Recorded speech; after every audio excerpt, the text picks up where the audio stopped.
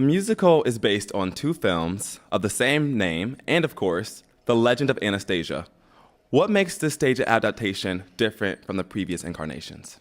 I think definitely the film that people are most familiar with would be the cartoon from 1997. And I think what really sets our show apart from these two other adaptations of this legend was that we really rooted it in reality. Everything is centered around the fact that these people are in a incredibly difficult time to be alive. The Russian Revolution was brutal. It was cutthroat, and I think that Terrence and Lynn and Steven really made sure that that reality is underneath everything that we do. Even little things like there was a Gleb in Anastasia's life. It was like one of their guard's sons. They used that name, to loop in some actual history, and I just think that is incredibly important to our production. You play Anya. I do. Tell us about her. She is spunky. She is so determined, like the most determined person I think I've ever had the opportunity to play.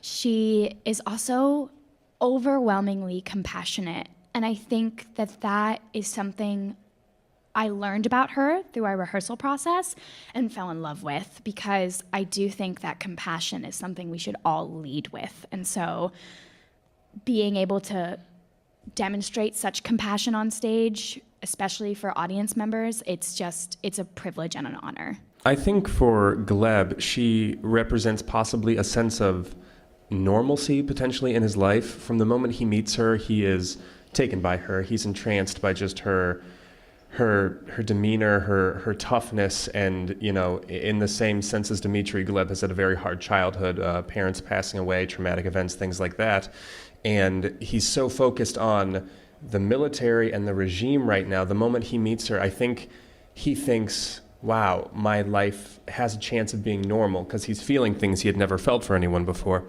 So for him, she represents a conflict, of course, once he finds out who she is or who she's pretending to be, because he has this civic duty to do away with her, but his feelings from the moment he first saw her were very intense. So he's constantly teetering back and forth throughout the entirety of the show, his duty to his heart or his duty to his country. I think for Dmitri, kind of similarly, at first he sees in Anya this opportunity, and he manipulates her, or tries to. And me and my best friend Vlad, he's the ex-aristocrat you were talking about, we sort of, put sparkly things in her eyes and try and make her princess, and we try and play it off and manipulate her into thinking that she could be the Grand Duchess Anastasia.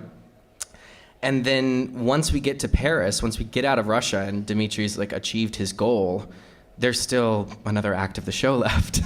And he finds himself with feelings for this girl that he didn't know that he had. He thought that she was a prop to him, a way to get out of Russia.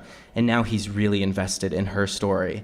And she brings out of him this nobility and this vulnerability that you don't see in the first half of the show.